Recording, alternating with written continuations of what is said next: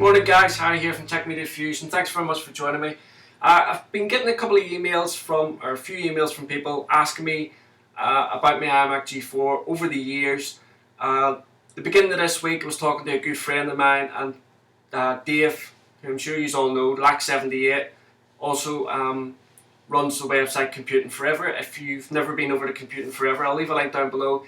Definitely go across and check out Dave's website and his YouTube channel. One of the best YouTubers out there in my opinion, and certainly worth having a look. Anyway, him and I were having a discussion at the beginning of the week, and he had suggested doing a video on this, and I thought to myself it was a good idea.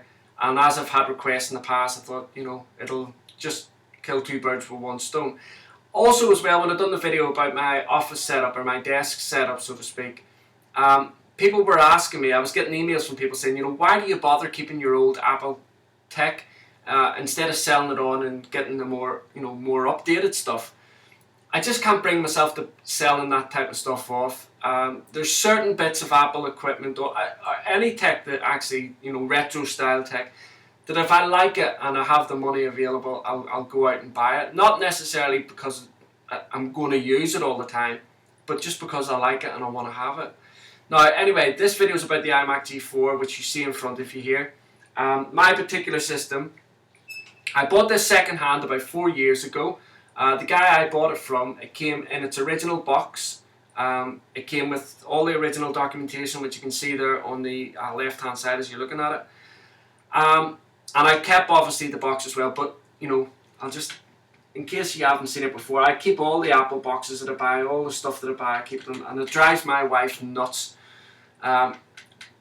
And the box for this was massive, so there was no way I was allowed to keep it down the stairs or anything, so I had to go in the attic. Anyway, the actual iMac G4 came in pristine condition. Now I can't remember how long this guy had it for. I bought it about 4 or 5 years ago, but he really looked after it well, which is the reason why I bought it. Now, the spec of this particular one is a 17-inch display, as I said. Came with a 1 GHz PowerPC G4 processor, which I believe was done by Motorola. It has 1 gig RAM in it, or 2 sticks of 512, I think it is.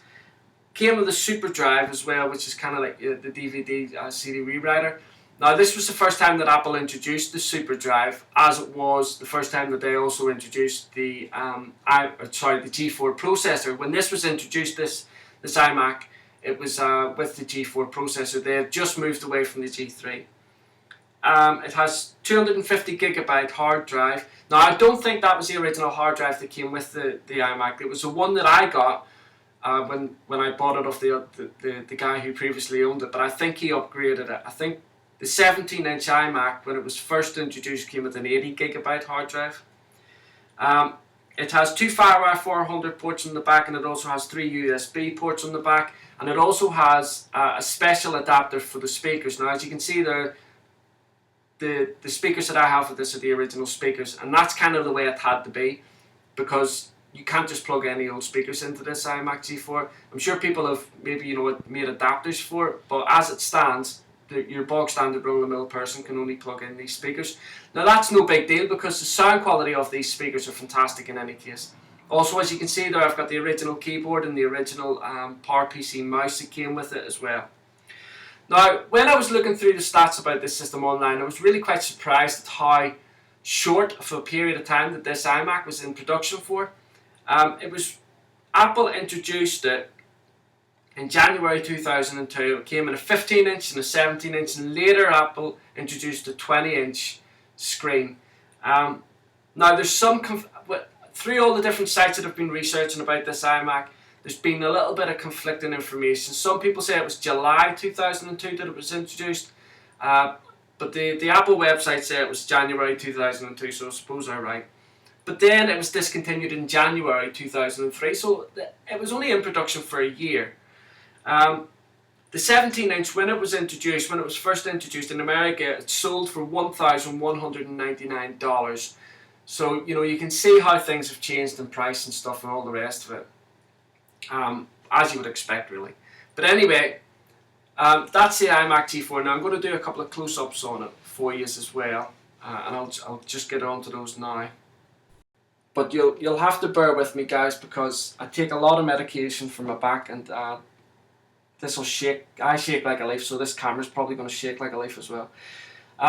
Also, I want to just apologise. I wanted to move this iMac into a situation where there was nothing behind it, but I just couldn't lift it, guys. My back is just too far gone now for me to be able to lift in this. And although it doesn't look that heavy, these iMac G4s are really quite heavy, actually.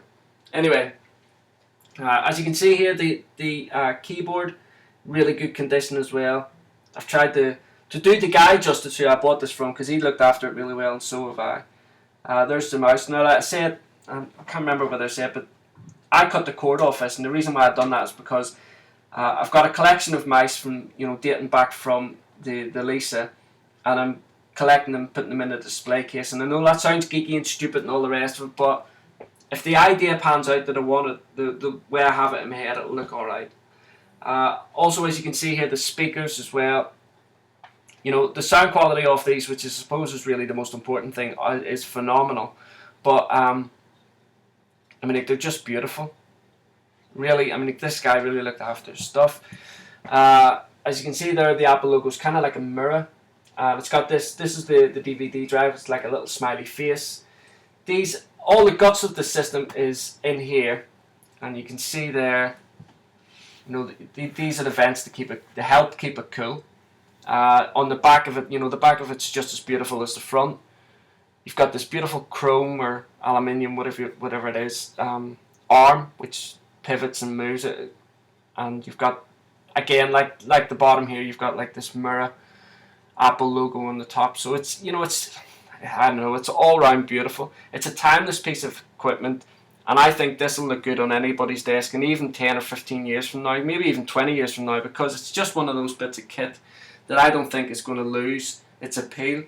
I would love to see Apple do an updated version of it, not in terms of the design, but just putting some more up-to-date processors and RAM and motherboard and all the rest of it into it, and maybe give it a better display, but keep the design the same, similar type display that's on the iMac, the current iMacs. Sorry, but in this format, I think it would look really nice, and I think a lot of people would buy it. And as I said, it came with the original packaging as well. I've never opened that, and the other guy didn't either. So that's it, guys. Thanks very much for joining me, and don't forget you can follow me on Twitter and Facebook and Google+. If you go across the Tech Media Fusion, you'll see all the links to all the different social networking sites that you can follow me on. Also, I've just recently, last night actually, I put a new piece on there, Fusion Tutorials. Going to start uploading or writing a few tutorials, do some videos maybe, and add them up there as well. I put a tutorial up last night, but it's a Linux tutorial. So go across there and keep updated, and hopefully, and also if you have any tutorials in mind, let me know. Thanks very much, guys, and I look forward to seeing you all again next time. Bye.